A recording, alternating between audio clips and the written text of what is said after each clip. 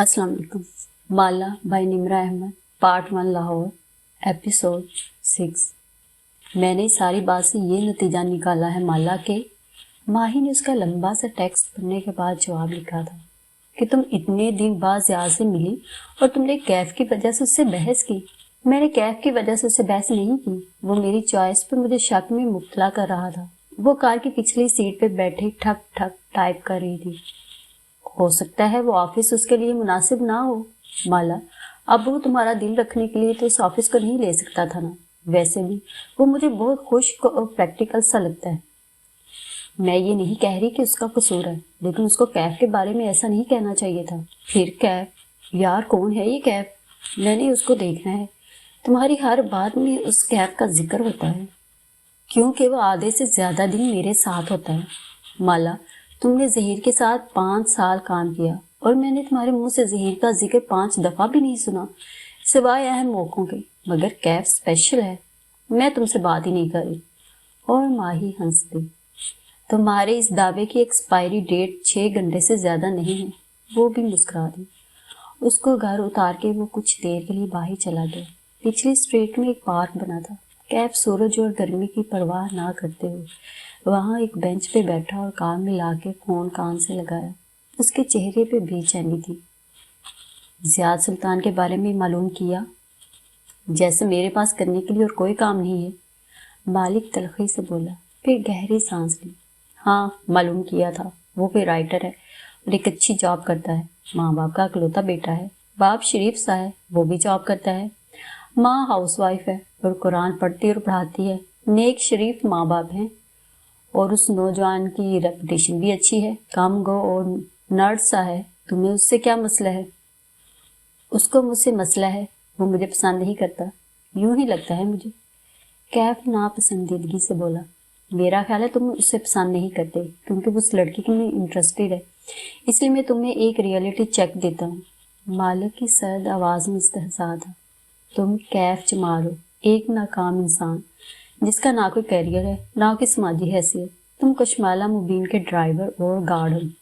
वो तुम्हें इससे ज्यादा कुछ नहीं समझेगी। तुम उसकी जितनी हिफाजत कर लो, जिस दिन उसको मालूम हुआ कि तुम उसको किस तरह धोखा देते आए हो, वो तुमसे नफरत करेगी। तुम्हारी इस कहानी का अलमनाक इंजाम ऐसे ही होना है, इसलिए इसको यहीं खत्म कर दो।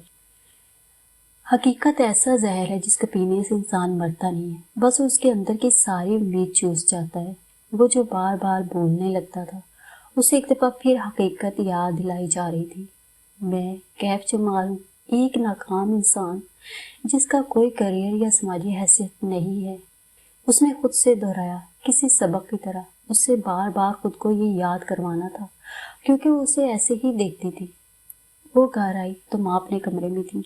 उसने जूते लाउंज में ही उतार दिए और नंगे पैर चलते हुए माँ के कमरे की तरफ आई। माँ ने उसके आने की आवाज़ नहीं सुनी थी, इसीलिए उन्हें मालूम ना हो सका और कशमाला उनके सर पे पहुंच गई। वो अलमारी का पट खोले खड़ी थी और हाथ में सोन हलवे का डब्बा था। वो चुपके चुपके उससे सोन हलवा निकाल के खा रही थी। डब्बा बंद किया तो चौंक गई। वो पहलुओं पे हाथ रखे सुर्ख पड़ते चेहरे के साथ उनके सामने खड़ी थी। तुम कब आई? उन्होंने डब्बा बंद किया और अलमारी में रखने लगी, लेकिन कशमाला ने वो उनके हाथ से ले लिया। आपको मेरा एहसास है माँ?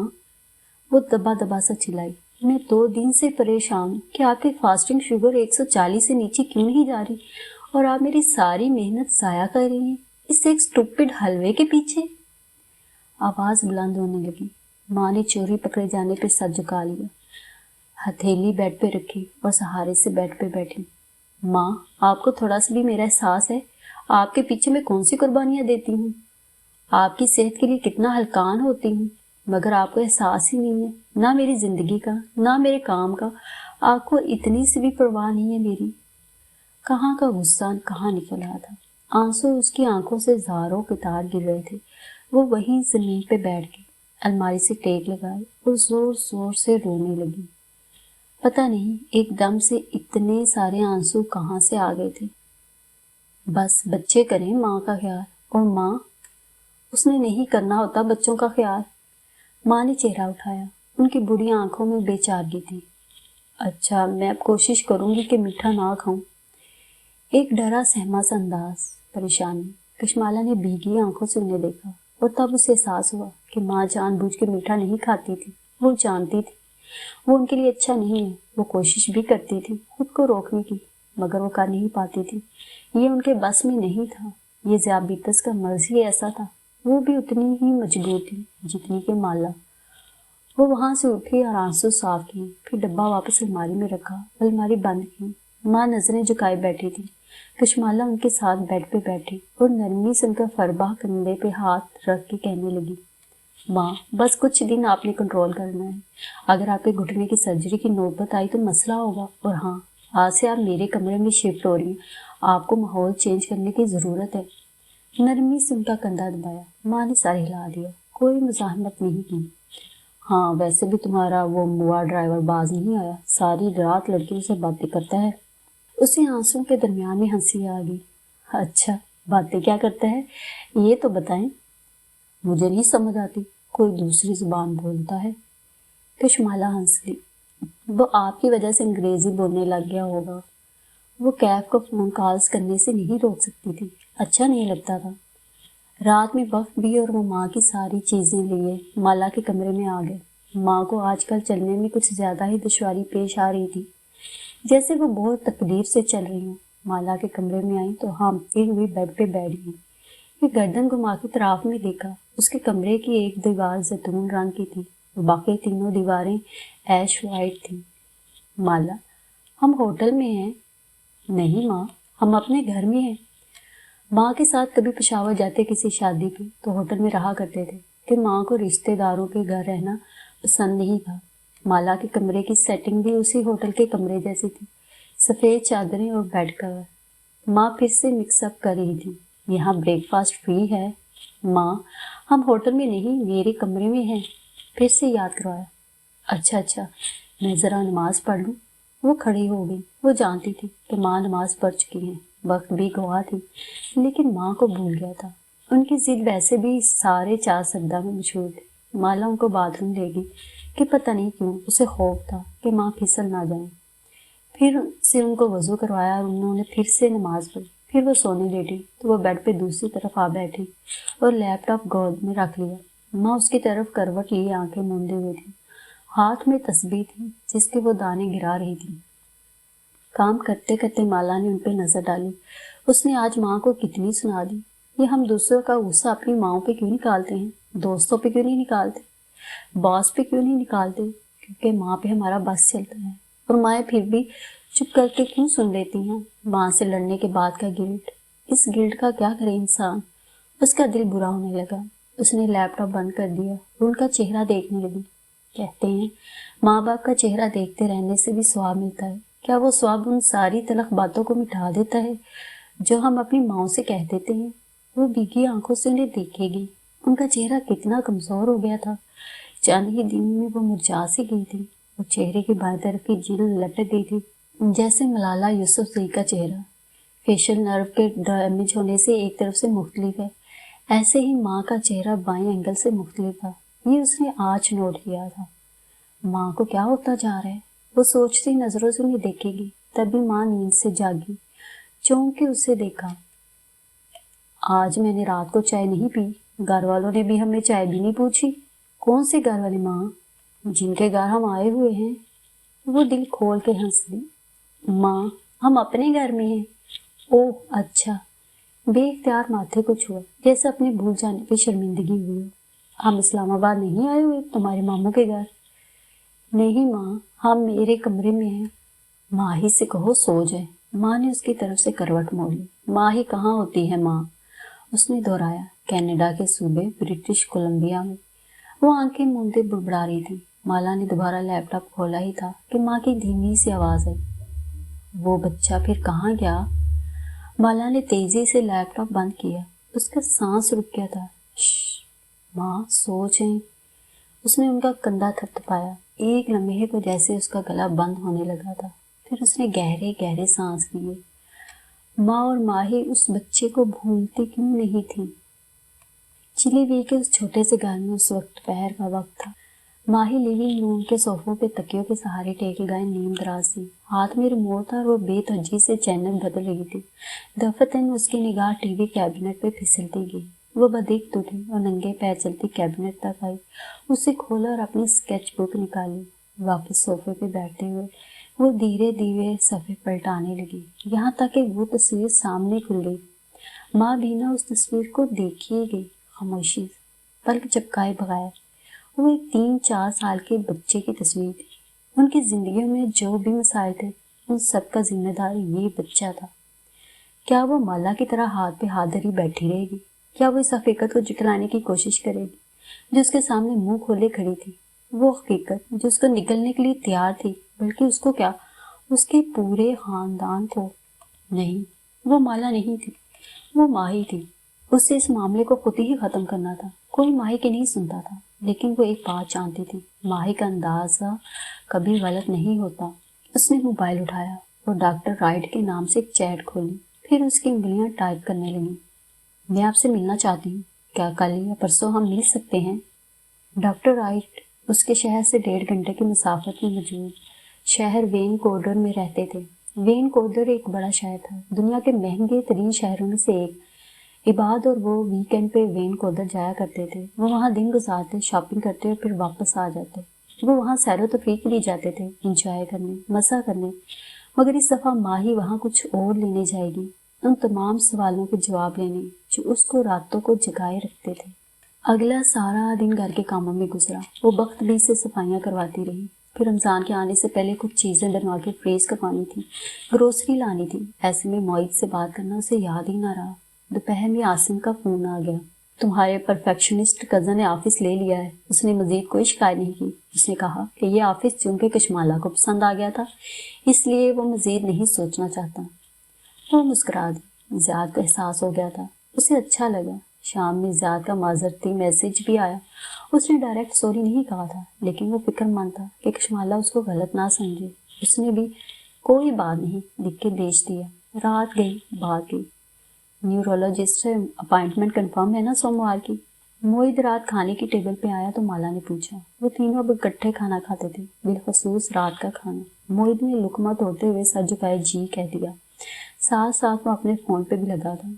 मोहित की ज़िंदगी उसके फ़ोन से शुरू होकर उसी पे ख़त्म होती थी। दफतन मोहित ने मतलाशी नज़रों से टेबल को देखा। बख्तबीर ने मेरा सलाद अलग से फिर नहीं बनाया? कहा तो था मैंने। मोहित ने अफसोस से नफ़ी में सर हिलाया। बख्तबीर के वादे और वाइकरल के धागे पे कभी भरोसा नहीं करना चाहिए। एक तो मोहित के ये सर्जरी वाले रेफरेंस उसे समझ में नहीं आते थे। सर्जरी से उसे याद आया, उसे मोहित को कुछ बताना था। माँ चुपचाप अपना खाना खा रही थी। अंग्रेजी में कहने लगी, मोहित तुम्हें नहीं लगता माँ के चेहरे का बायां हिस्सा थोड़ा डेविएट कर रहा है? मोबाइल पे चलती डॉक्टर मोहित नमलीन की उंगलियां थम ली। उसने धीरे से गर्दन उठाई। उसकी आंखें माँ के चेहरे तक गईं। वो चंद लम्हे उनको देखता रहा। उसने फोन रख दिया और सर झुका के दूसरा नवाला तोड़ा। माला को लगा उसकी उंगलियां कांपती थी। शायद उसका वहम था। चेहरा ऐसे क्यों हो रहा है माँ का? उसने अंग्रेजी में पूछा। हो जाता है, ओल्ड एज। वो नजरें मिलाए बगैर बोला। वो ओके कह के वापस खाना खाने लगी। मोहित ने जो नवाला तोड़ा उसे ख़त्म नहीं किया, बस उसे प्लेट में रख के बैठा रहा। उसका चेहरा झुका हुआ था। सुनो, सुबह तैयार रहना, 7 बजे माँ को न्यू अस्पताल ले जाएंगे। वो मेज से उठते हुए बोला। वो अब भी माला को नहीं देख रहा था। इतनी जल्दी क्यों? माँ का स्कैन करवाएंगे, लिस्ट लंबी होती है, जल्दी जाएंगे तो जल्दी काम होगा। घुटने का स्कैन? मोहित ने एक नज़र उसे देखा। हाँ, घुटने का। और फिर वो वहाँ नहीं बैठा, वो सीधा अपने कमरे में चला गया। उसके कमरे की बत्ती फिर सारी रात चली रही। वो सहरी के बाद सो गई थी। 6:30 बजे मोहित ने आकर उसे उठाया। उसके चेहरे से लगता था वो सारी रात नहीं सोया। वो खुद भी काम की वजह से देर से सोई थी। उसे बहुत नींद आ रही थी। मोहित ने काफ़ी पीने का वक्त भी नहीं दिया। उसे न जाने किस बात की जल्दी थी। कहाँ वो हफ्ते भर बाद की अपॉइंटमेंट लिए बैठा था और कहाँ वो सुबह सुबह माँ को अस्पताल ले आया था। न्यू अस्पताल में एक सुरक्षित नई इमारत हाल ही में बनी थी। वो उनका नया और जदीद आलात से लेस सर्जरिकल टावर था। दाखिली दरवाजे पे मोहित माँ के लिए व्हील चेयर ले आया। वो सफ़ेद चादर में मलबूस थी, थकी थकी सी लगती थी, जैसे तकलीफ में है। बदिक्त व्हील चेयर पे बैठी। मोहित चेयर आगे धकेलने लगा। माला साथ साथ चलने लगी। वो बार बार जुमाई रोकती थी। उसने स्याह कैनवस शूज के साथ स्याह सरमई लिबास पहन रखा था। सरमई दुपट्टा सर पे लिया हुआ था और सन ग्लासेस माथे पे अटका रखे थे। ये मोहित की वर्क प्लेस थी और मोहित यहाँ आके बड़ा कॉन्शियस हो जाता था बिलखसूस बहनों के बारे में। सर्जिकल टावर की इमारत में हर तरफ पौधे रखे थे। सब्जी को देख के चेहरे पे खुद ब खुद मुस्कुराहट बिखर गई। मोहित माँ के व्हील चेयर धकेले आगे जा रहा था। वो गुजरते हुए पौधों को उंगलियों से छूती जा रही थी। मोहित यहाँ सिर्फ मोहित नहीं था, वो डॉक्टर मोहित था। डॉक्टर मोहित इधर आए। डॉक्टर मोहित ये देखी। अपने बहन भाइयों को उनकी वर्क प्लेस या यूनिवर्सिटी में देखना भी काफ़ी दिलचस्प होता है। वो जिनको हम घर में अंदर बाहर से जानते हैं, जिनकी कोई अहमियत नहीं होती, वो जो घर में लड़ते भी हैं और रोते भी हैं, अपनी वर्क प्लेस पे वो बड़े ही मुहस्सब बने होते हैं। मोहित माँ को लिए MRI रूम में चला गया और उससे कहा कि वो साथ वाले रूम में बैठ जाए। वो दूसरे रूम में चली गई। वहाँ एक शीशे की दीवार थी जिससे MRI दिखाई देता था। वो देख सकती थी कि मोहित माँ को स्ट्रेचर पे लिटा रहा है। साथ चंद कंप्यूटर्स लगे थे जिनके साथ एक टेक्नीशियन बैठा था। उसने मोहित की वजह से माला को कुछ नहीं कहा, अपना काम करता रहा। माँ को स्ट्रेचर पर लिटा के MRI की आधे चांद जैसी मशीन को सेट किया जाने लगा। उसकी नज़रें माँ के घुटने पे थी, लेकिन वो मशीन को माँ के सर पे सेट कर रहे थे। कश्माला का माथा ठंडा। सर पे क्यों? MRI स्टार्ट हुआ तो मोहित बाहर निकला। वो सीधा उस रूम में आया तो कश्माला को देख के ठटका। माला यार, मैंने तुम्हें साथ वाले रूम में बैठने को कहा था, यहाँ नहीं। तुम तो कह रहे थे कि घुटने का स्कैन होना है, फिर ब्रेन का क्यों? वो आगे आया और टेक्नीशियन के कंधे पे झुके स्क्रीन को देखने लगा। मोहित, मैं कुछ पूछ रही हूँ, क्योंकि घुटने को चलने का हुक्म ब्रेन से आता है। माला, बायो नहीं पढ़ी थी क्या? वो जैसे चिढ़ गया। माँ को चलने में दिक्कत होती है ना, हमने ये देखना है कि ब्रेन क्यों घुटने को चलने का हुक्म नहीं दे रहा। क्यों नहीं दे रहा? क्योंकि मोहित की नज़रें स्क्रीन पे थी। कभी कभी ब्रेन में SOL बन जाते हैं, उनकी वजह से चेहरा डेविएट करने लग जाता है। SOL क्या होता है? वो परेशानी से बोली। मोहित ने चेहरा उठा के उसे देखा। स्पेस ऑक्यूपाइंग लेशन, पानी की थैली होती है, छोटी सी, कोई मसले की बात नहीं, उसको निकाल लेंगे तो सब ठीक हो जाएगा। और वापस झुक के स्क्रीन को देखने लगा। उसको याद आया, माही की गर्दन में थायराइड के मसले की वजह से एक पानी की थैली बन गई थी। इंजेक्शन से डॉक्टर ने पानी निकाल लिया था, बस इतनी सी बात थी। कंट्रोल रूम काफ़ी बड़ा था। ग्लास वॉल के साथ टेक्नीशियन कुर्सी पे बैठा स्क्रीन को देख रहा था। मोहित उसके साथ खड़ा था। माला पीछे कुर्सी पे जाके बैठ गई। कुर्सी के हत्थे पे कोहनी रखी और हथेली गाल तले रख ली। रात नींद नहीं पूरी हुई थी, ऊपर से रोज़ा भी था। उसकी आंखें भारी होने लगी। उसने पलकें मूंद ली। MRI 45 मिनट चलना था, आराम से, अभी काफ़ी वक्त था। SOL पानी की थैली होता है और कुछ नहीं। वो कच्ची नींद में थी जब कोहनी फिसली। वो झटके से सीधी हुई, वो नूदा आंखें खोली। स्कैन हो रहा था। मशीन की गड़गड़ाहट जैसी आवाज़ें यहाँ तक आ रही थी। माँ ग्लास वाल के पास स्ट्रेचर पे लेटी नजर आ रही थी। उनका सर मशीन से ढका हुआ था। उसे मोहित की पुश्त नजर आ रही थी।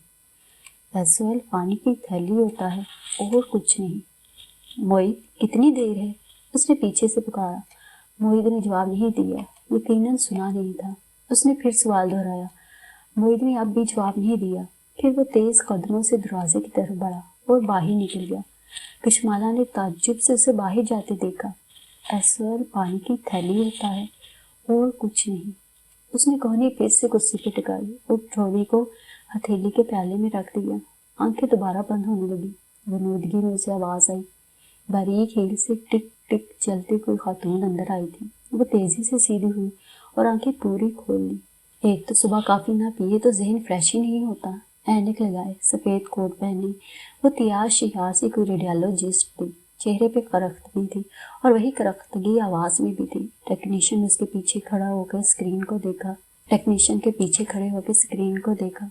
जिसके ऊपर ब्रेन के अंदर की फिल्म चल रही थी, स्याह और सफ़ेद रंग की फिल्म।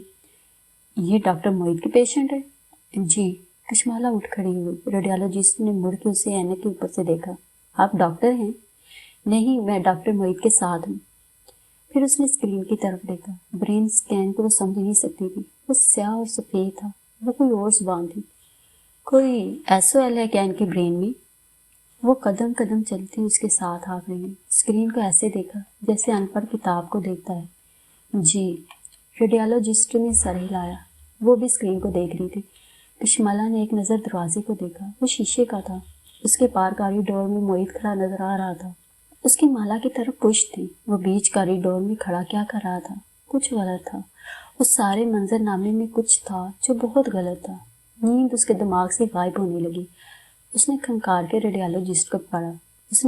کے ریڈیالوجسٹ کو پکارا. ایس او ایل کیا ہے؟ ایس او ایل کیا ہوتا ہے؟ اسپیس اکوپائنگولیشن. خشک سا جواب آیا. مگر وہ کیا ہوتا ہے؟ اس نے اسرار سے پوچھا. ریڈیالوجسٹ نے اسی سپاٹ انداز میں اسے دیکھا اور ایسے اطلاع دی جیسے خبر پڑھ کے سناتے ہیں. Brain tumour. کہتے ہیں کچھ لفظ انسان کا سانس روک دیتے ہیں. ہوا نہ اندر آتی ہے نہ باہر جاتی ہے. انسان کی رنگت سفید پڑنے لگتی ہے اور ہونٹ نیلے. وہ پتھرا جاتا ہے جیسے نیلے ہونٹوں اور سفید مٹی سے بنا کوئی مجسمہ ہو. ریڈیالوجسٹ تبصرہ کر رہی تھی. ڈاکٹر معید اس اسٹیج پہ لائے ہیں پیشنٹ کو. برین میں تو تباہی مچی پڑی ہے.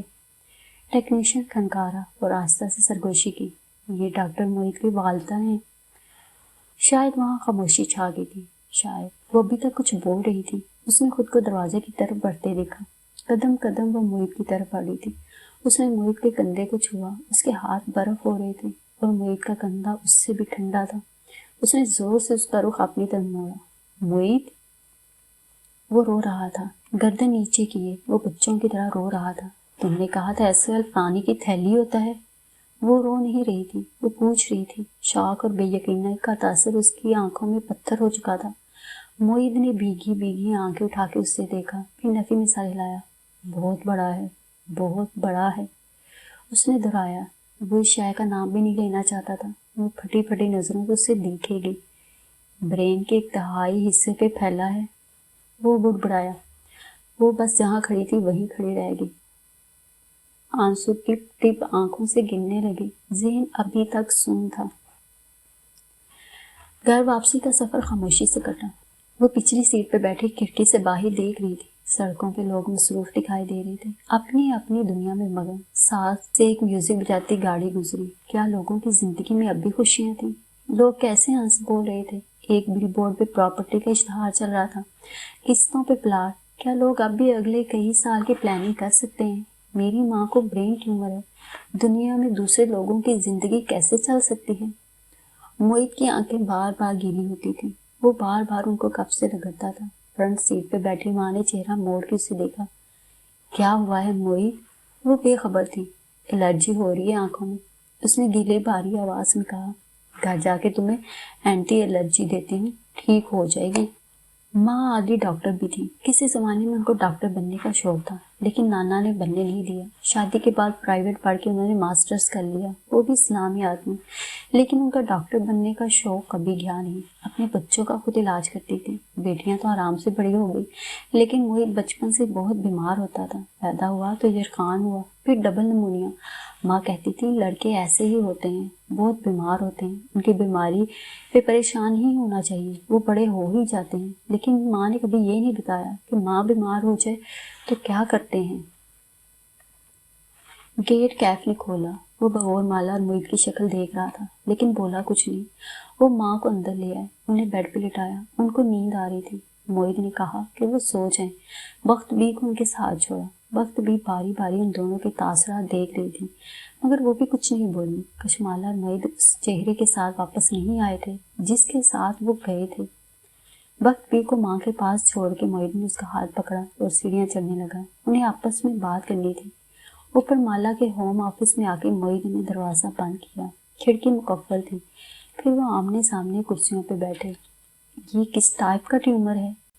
اس کی آنکھیں معید کے چہرے پہ امید تلاش کر رہی تھی. یہ مجھے نہیں پتا. تم کیسے ڈاکٹر ہو؟ تمہیں کیوں نہیں معلوم؟ اس کی آواز بلند ہوئی. میں نیورو سرجن نہیں ہوں مالا. میں جنرل سرجن ہوں. ہر ڈاکٹر ہر چیز میں ماہر نہیں ہوتا. معید کا وہ پہلا جذباتی فیس گزر چکا تھا. اب وہ سنبھلا ہوا تھا. وہ تحمل سے بتا رہا تھا. اسی لیے آج ہم ماں کی رپورٹس نیورو سرجن ڈاکٹر دورا کے پاس لے کر جائیں گے. وہ بتائیں گے کہ یہ کس قسم کا ٹیومر ہے. سرجری ہو سکتی ہے یا نہیں. وہ پھیکی آنکھوں سے اسے دیکھ کے گئی. اس سے موعید کی کسی بات کا فی الحال اعتبار نہیں تھا. مالا دیکھو، کچھ ٹیومر آپریشن سے نکالے جاتے ہیں، کچھ کے لیے گاما نائف کرتے ہیں، یعنی شعاع وغیرہ سے ان کو ختم کیا جاتا ہے، اور کچھ ٹیومرز کا کوئی علاج نہیں ہوتا. اب ہم کیا کریں گے؟ مالا وہ ہماری ماں ہیں، ہم ان کا علاج کروائیں گے، ہمارے پاس وسائل ہیں، دوا اور سرجری کے پیسے ہیں، میں خود ڈاکٹر ہوں، تم بھی یہاں آ گئی ہو. اب ہم اپنی ماں کا خیال رکھیں گے. میں اپنی ٹریننگ فریز کروا رہا ہوں، ہم کوئی اور کام نہیں کریں گے، ہم صرف ماں کے پاس ہوں گے ہر وقت. میں اتنے سال ان کے پاس نہیں تھی، میں ان کے پاس کیوں نہیں تھی؟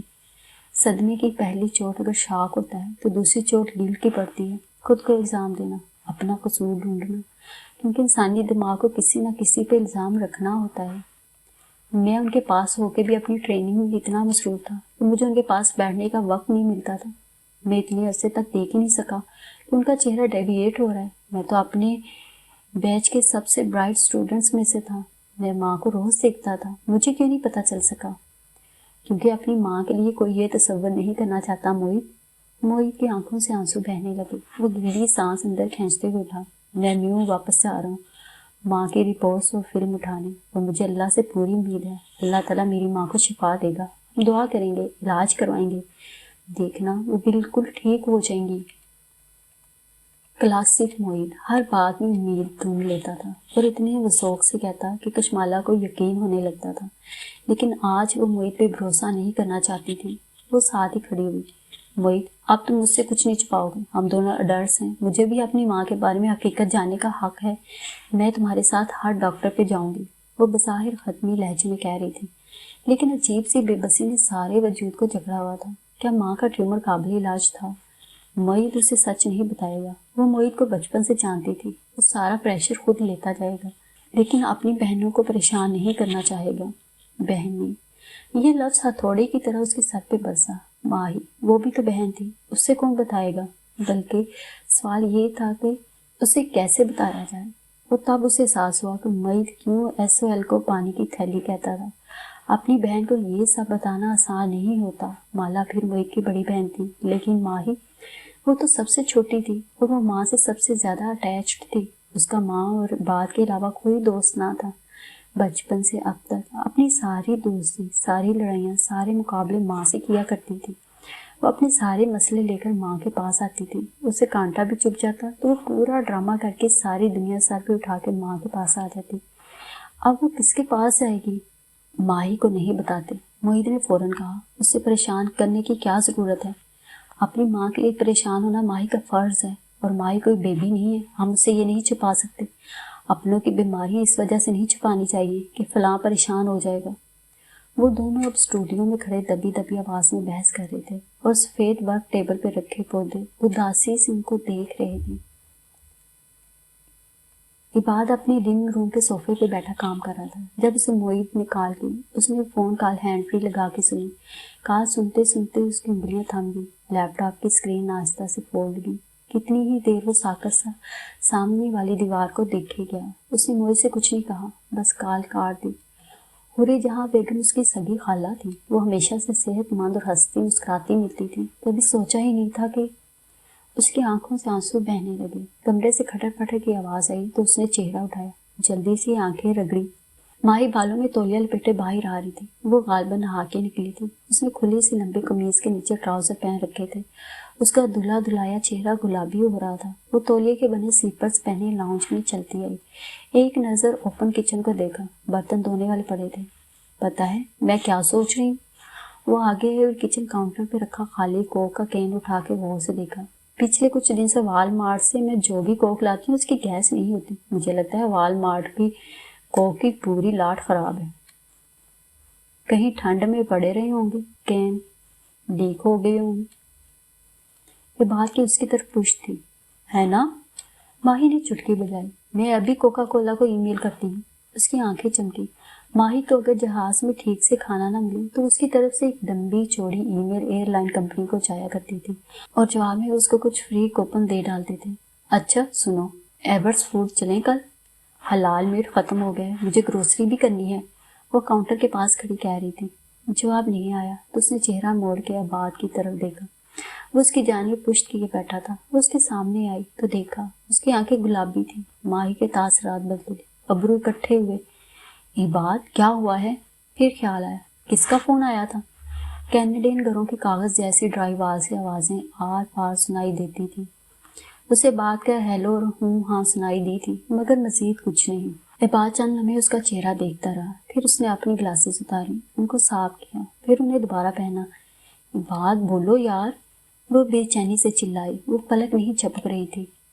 بات کہنا شروع ہوا، موئی کی کال آئی تھی، خالہ کا برین سکین کروایا ہے آج، انہیں برین ٹیومر ہے۔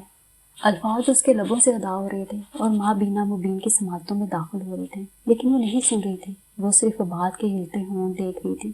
اس نے نظریں جھکائی، عباد مٹھیاں بنچے ہوئے تھا، اس کی ہتھیلیوں کی پشت پہ پسینہ تھا۔ ماہی نے پھر اوپر دیکھا، عباد کے آنسو بہہ رہے تھے، وہ کچھ کہے جا رہا تھا۔ ماہی کی نظریں اس کی پشت سے ہوتی ہوئی کچن کاؤنٹر تک گئیں، وہاں سنک میں میلے برتنوں کا ڈھیر لگا تھا، ایک کونے میں واشنگ مشین رکھی تھی، اس کا چکر ختم ہونے والا تھا، ابھی گھنٹی بجنے کو تھی۔ اس کی نظر فریج تک گئی، اندر کل رات اس نے اسٹیک کو مسالہ لگا کے رکھا تھا۔ ماہی کے چہرے پہ گم سم سا تاثر تھا، پھر وہ اٹھ گئی، ہاتھ بڑھا کے تولیہ کی ٹربن کھولی، اس کے چھوٹے گیلے بال گردن میں موٹی لٹوں کی صورت گھٹتے گئے، کچھ گالوں پہ چپک گئی۔ عباد مڑ کے اسے دیکھے گیا، وہ نرم سلیپرز پہنے قدم قدم اٹھاتی کمرے تک گئے، کھونٹی سے لٹکا دوپٹہ اٹھایا اور سر پہ لپیٹا۔ اس کے ہاتھ کب کپا رہے تھے۔ اس نے ریک سے جائے نماز اٹھائی اور لکڑی کے فرش پہ بچھائی، پھر وہ تکبیر کہہ کے نماز کے لیے کھڑی ہو گئی۔ اس کا ذہن سن تھا، وہ ٹانگیں کب کپا رہی تھی، اسے بھول گیا تھا کہ وہ آج کل بیٹھ کے نماز پڑھتی تھی۔ ماہی، بات نے گیلی آواز سے پکارا، مگر اس کے پیچھے نہیں آیا۔ وہ اسے بچپن سے جانتا تھا، وہ ماں بینا تھی، وہ حورے جہاں کی سب سے سمجھدار، سب سے بہادر اور مضبوط اعصاب والی اولاد تھی۔ اسے تنہائی چاہیے تھی۔ ماہی کی آنکھوں سے آنسو بہہ رہے تھے اور وہ سر جھکائے نماز پڑھ رہی تھی۔ پہلے سجدے میں جاتے ہوئے اسے احساس ہوا کہ بعد نے اسے کیا بتایا تھا، ماں کو برین ٹیومر تھا۔ دوسرے سجدے میں اسے احساس ہوا کہ ایک اور بات بھی تھی جو بعد میں اسے نہیں کہی تھی، اس کی ماں کو برین ٹیومر تھا اور وہ اپنی ماں کے پاس نہیں تھی۔ ماں کی طبیعت بجھی بجھی سی تھی، وہ آج کل کچھ زیادہ ہی بھول رہی تھی۔ آج انہوں نے کوئی کام نہیں کیا تھا، بس بیڈ پہ نیم دراز آنکھیں موندے لیٹی رہی تھی۔ مالا ان کے ساتھ بیڈ گراؤنڈ سے ٹیک لگائے بیٹھی تھی، سر پہ دوپٹہ لپیٹے وہ ماں کا ہاتھ پکڑے زیر لب کوئی دعا بڑبڑا رہی تھی۔ وَالشَّفَا أَنْتَ الشَّافِي وَالشَّفَا أَنْتَ الشَّافِي، شفا عطا فرما، بے شک تو ہی شفا دینے والا ہے۔ ایسی عجیب سی حالت میں سمجھ نہیں آتا تھا کہ کیا دعا مانگی جائے، وہ بس شفا مانگ رہی تھی۔ دفتن فون بجنے لگا، اس نے موبائل اٹھا کے دیکھا، ماہی کالنگ۔ مالا کے دل پہ بوجھ سا آ گیا، وہ ماہی سے کیسے بات کرے گی؟ ماہی یقیناً رو رہی ہوگی، اس کے اندر اس وقت رونے کی سکت نہیں تھی، مگر اسے کال اٹھانی تھی۔ ماں کا ہاتھ آہستہ سے چھڑا کے اس نے موبائل اٹھا لیا اور باہر نکل آئی۔ لان میں جا کے اس نے فون کان سے لگایا۔ ماہی، اس کی آواز گلی تھی۔ مالا، سارے ٹیومرز لا علاج نہیں ہوتے، میں گوگل پہ پڑھ رہی تھی۔ ماہی رو نہیں رہی تھی، وہ تیز تیز بول رہی تھی۔ اپنے کچن کاؤنٹر پہ اونچی کرسی پہ بیٹھے وہ لیپ ٹاپ سامنے کھولے بیٹھے اسکرین کو دیکھتے ہوئے کہہ رہی تھی۔ اس کی روئی روئی متورم آنکھوں تلے ہلک گئے تھے اور ناک گلابی ہو رہی تھی، مگر فی الحال وہ رو نہیں رہی تھی۔ ماہی، پلیز گوگل مت کیا کرو، گوگل بہت کنفیوز کرتا ہے۔ معید نے کہا ہے کہ یہ گلاؤما لگتا ہے، لیکن برین اسکین سے کوئی نہیں بتا سکتا کہ ٹیومر کی ٹائپ کیا ہے جب تک کہ دماغ کو کھول کے اس شے کو باہر نہ نکالا جائے۔ اور جانتی ہو وہ کون سا ٹیومر ہے جو MRI میں بالکل گلاؤما جیسا لگتا ہے؟ اس کی آواز میں امید جاگی۔ وہ میننجیوما ہوتا ہے، وہ بالکل گلاؤما جیسا دکھائی دیتا ہے۔ وہ اس کی نہیں سنی تھی۔ اور پتہ ہے گلاؤما سب سے خطرناک ٹیومر ہوتا ہے، یہ برین کے اندر سے بنتا ہے، اس کا علاج نہیں ہوتا، لیکن ماں کی جو علامات ہیں ان سے مجھے لگتا ہے کہ ماں کو گلاؤما نہیں ہے، ماں کو میننجیوما ہے۔ وہ اسکرین کو غور سے دیکھتے ہوئے پڑھ کے بتانے لگی، میننجیوما برین کے اندر کا ٹیومر نہیں ہے، یہ برین کے باہر کی تہہ میں بنتا ہے، یہ اسکین میں بالکل گلاؤما جیسا لگتا ہے، لیکن یہ خطرناک نہیں ہوتا، اس کو نکالا جا سکتا ہے، اور یہ اتنی سست روی سے بنتا ہے کہ اگر اسے نکال لیا جائے اور تھوڑا سا حصہ بھی چھوڑ دیا جائے تب بھی اسے دوبارہ اتنا بڑا ہونے کے لیے 20 سے 25 سال چاہیے۔ میں نے یہاں اتنے لوگوں کے کیسز پڑھے ہیں مالا جن کا میننجیوما آپریٹ ہوا تھا اور وہ پھر 20-25 سال تک بالکل فٹ اور صحت مند رہے تھے.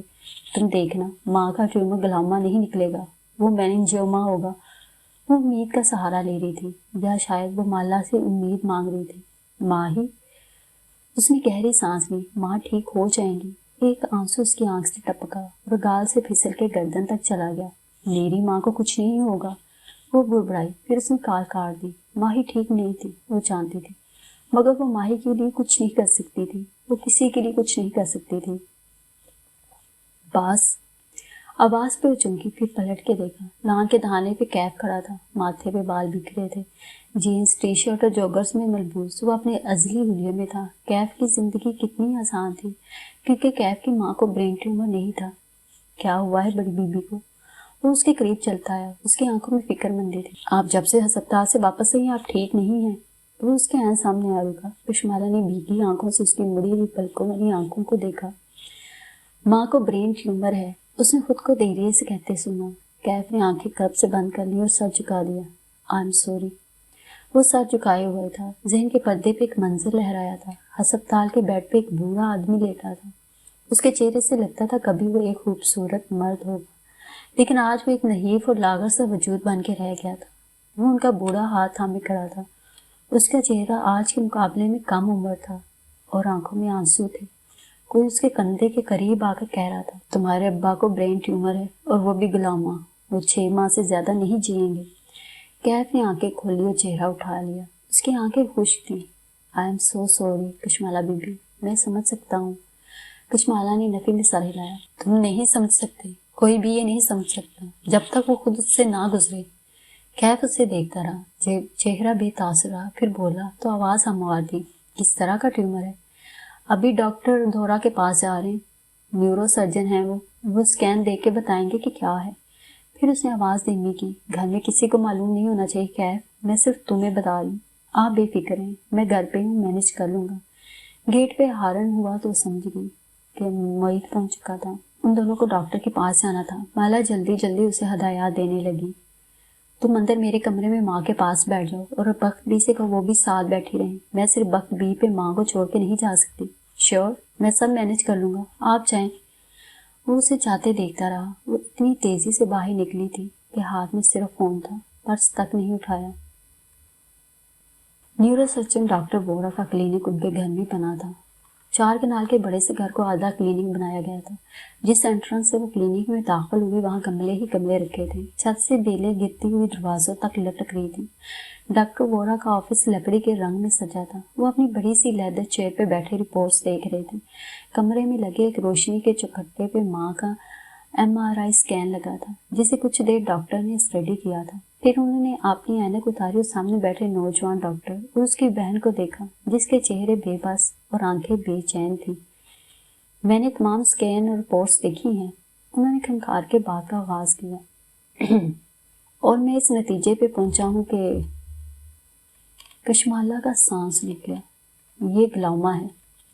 امید کا فانوس چھن سے فرش پہ آ گرا اور چکنا چور ہو گیا. ساری بتیاں بجھ گئی. دنیا تاریک ہو گئی. جیسے میں جو بات کہنے جا رہا ہوں اس کو آپ نے صبر سے سننا ہے. اگر آپ کی والدہ کے برین میں یہ چیز ہے جو اسکین میں نظر آ رہی ہے تو ان کے پاس صرف 6 ماہ ہیں. کشمالا نے گنتی کی. آج 1 مئی تھی. 6 ماہ بعد 1 اکتوبر آنی تھی. دماغ کیسی عجیب چیز ہے. اس حالت میں بھی حساب کتاب سے نہیں چوکتا. اگر سرجری کروائیں. انہوں نے سوالیہ نظروں سے مالا کو دیکھا. آپ ڈاکٹر ہیں؟ یہ سوال. نہیں, میں بزنس وومن ہوں. دیکھیں بیٹا, ڈاکٹر وورا نے سادگی سے کہنا شروع کیا, یہ گلاما ہے. اس کو نکلوانے کا فائدہ نہیں ہے کیونکہ سرجری کامیاب نہیں ہوگی. لاہور کا کوئی سرجن اس کیس میں ہاتھ نہیں ڈالے گا. یہ ویسے بھی ایک ڈاکٹرز مدر کا کیس ہے. کسی نے ہاتھ ڈالا بھی تو سرجری کے دوران برین کا کوئی حصہ ڈیمیج ہو سکتا ہے جس سے ان کے جسم کے کسی حصے کے مفلوج ہونے کا ڈر ہے. بلڈ پریشر نہ سنبھلا تو برین ہیمریج ہو سکتا ہے. وہ کوما میں جا سکتی ہیں. ریڈیشن, اگر ریڈیشن لگوائیں تو. وہ بے چینی سے بولی. گاما نائف نہیں ہو سکے گی. ٹیومر کا سائز بہت بڑا ہے. نہ سرجری کروا سکتے ہیں نہ شعاع لگا سکتے ہیں. پھر ہم کیا کریں؟ اس کی آواز بلند ہونے لگی. دوائیوں سے ان کی علامات اور درد کو کم کیا جا سکتا ہے، البتہ ان کی یادداشت ایسے ہی ختم ہوتی رہے گی۔ کچھ عرصے بعد فٹس پڑیں گے، خون کی الٹیاں آ سکتی ہیں، جسم کا کوئی حصہ مفلوج ہو سکتا ہے۔ یہ سب گلاؤما کے آخری سٹیج پہ ہوتا ہے۔ وہ اپنے لیے ایک ڈاکٹر سے بات کر رہے تھے، ان کا انداز نرم تھا، وہ حقیقت بتا رہے تھے، مگر مالا کا دل چاہا ڈاکٹر کو گرے بان سے پکڑے، دیوار پہ اس کا سر دے مارے، اتنی دفعہ کہ اس کے سر سے خون بہنے لگے۔ وہ کیسے کتنے آرام سے کہہ سکتے تھے کہ ماں کو دورے پڑ سکتے ہیں، مگر ماں کو ابھی فٹس نہیں پڑے۔ موہت چونک کے بولا، اتنے بڑے گلاؤما کے ساتھ فٹس پڑتے ہیں، یہ کیسے ہو سکتا ہے کہ فٹس نہ پڑیں؟ کیا انہوں نے سر درد کی شکایت نہیں کی؟ نہیں، شاید ان کو سر میں درد ہی نہ ہوتا ہو۔ وہ پھر سے بولی، اتنے بڑے ٹیومر کے ساتھ صرف سر میں درد نہیں ہوتا بلکہ سر میں بم پھٹ رہے ہوتے ہیں۔ اگر ماں نے شکایت نہیں کی تو ان کے اعصاب بہت مضبوط ہیں، وہ ایک بہت بہادر خاتون ہیں۔ اور ان کی آواز دھیمی ہوئی، وہ اس وقت بہت تکلیف میں ہیں، آپ نے ان کا خیال رکھنا ہے۔ وہ اگلے چند لمحے بولتے رہے۔ موہت گردن جھکا کے سنتا رہا اور وہ مٹھیاں بھینچے۔ وہ ان کو اپنی ماں کے جنازے کی تیاری کرنے کو کہہ رہے تھے۔ وہ کہہ رہے تھے کہ 6 ماہ ہے بس، اب انہیں ان 6 ماہ تک ماں کا خیال رکھنا ہے اور ان کی تکلیف کو کم سے کم کرنے کی کوشش کرنی ہے وہ دماغ کی سوجن کم کرنے والی دوا لکھ کے دے رہے تھے۔ وہ ایسا کیسے کہہ سکتے تھے؟ کسی کی ماں کے بارے میں کوئی کیسے کہہ سکتا ہے کہ وہ صرف 6 ماہ جیے گی؟ وہ وہاں سے باہر نکلے تو اس کے قدم من من بھر کے ہو رہے تھے، آنکھوں سے آنسو بہہ جا رہے تھے۔